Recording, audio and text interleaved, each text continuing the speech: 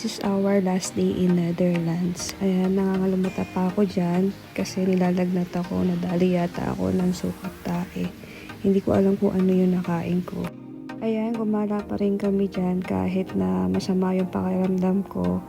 Makikita nyo dyan, sobrang putla ako dyan. Nasa Central Station kami dyan, sasakay kami ng bus papuntang Volendam. Mga 34 minutes lang yung biyahe from Central Station to Volendam. Kasama na namin dyan si Ay Gumala kasi wala siyang work that time. As yan yung sinakyan naming bus, gamit lang namin din yung Apple Pay namin dyan.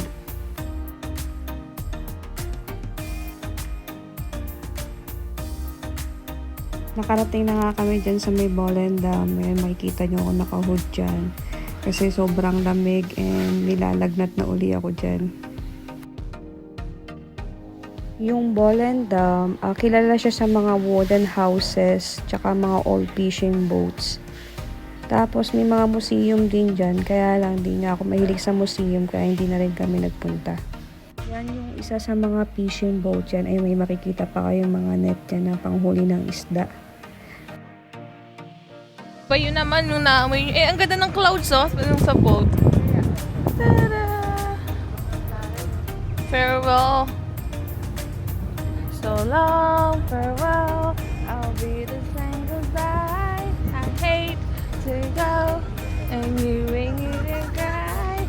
Dun, dun, dun, dun, dun, dun, dun. Ang sarap dito magmuli-muli pag heartbroken. Talaga ba? Heartbroken ka ba? Upo ka doon. Diba? Tap.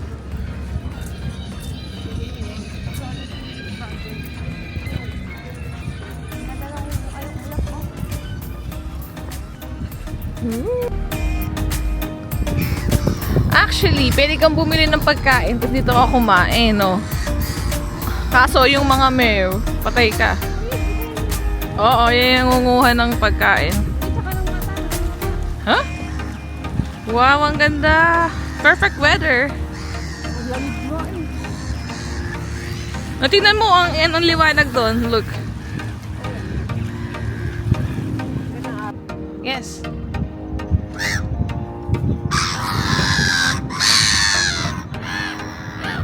Ano?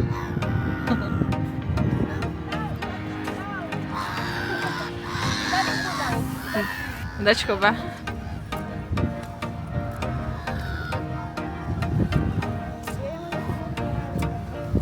Oh, private yan, no? Freyland.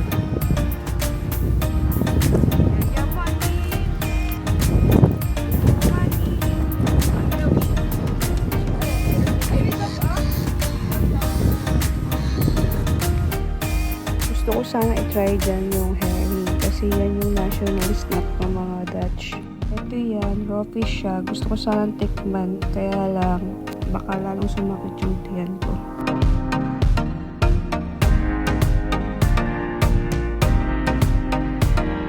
Dan moet ik... ja, misschien met... Ja, zit nog in. Hij heeft wel een stap terug gedaan, hoor. Ja. Ja, anders zo bij die andere. Die is allemaal weggestopt. Dat is niet groot. Maar ik weet je meer maar. Oké. Maar dan is je weggestopt. Dat is echt voor Nakabalik na kami dyan sa may Central Station tapos nag-tram kami papunta dun sa may flower market. Kasi sobrang sakit na ng mga paa namin.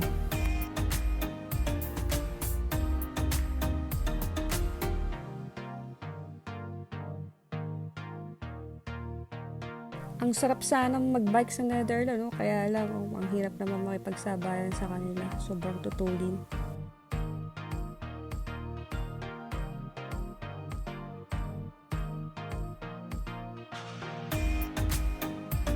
Katulad yan, ayan o, nabanggayan. Ayan, nandiyan na kami sa may flower market. Tapos, ayan yung mga tulips. Iba-ibang kulay siya. Tapos, may binibenta rin sila iba't ibang klase ng mga bulaklak. Ayan.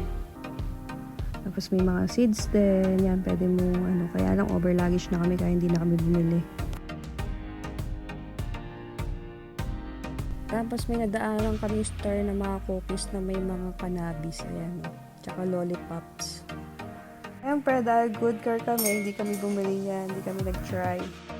Dahil last day na nga namin sa Netherlands, yung si Beshi May pumasok dun sa isang church. Ayan, nag-pray siya dyan. Maaga kami umuwi ng apartment para makapagpahinga pa kami. Kasi yung biyahe namin papuntang France is 8:45 ng gabi. Tapos, ang sasakyan namin doon papuntang France is Flixbus. Parang 9 hours ang biyahe. Tapos mamaya, mag-u-Uber lang kami from apartment ni Ai papunta dun sa Sloterdijk, dun sa may station ng bus, dun sa may Flixbus. Tapos, ang expected na dating namin dun sa may France is before 6 a.m. Tapos, may nadaanan kami church sa may Belgium. Nakatulog naman kami siguro mga 5 hours. Yan, nakarating na kami dyan sa may France, 5:45 a.m. See you in next vlog!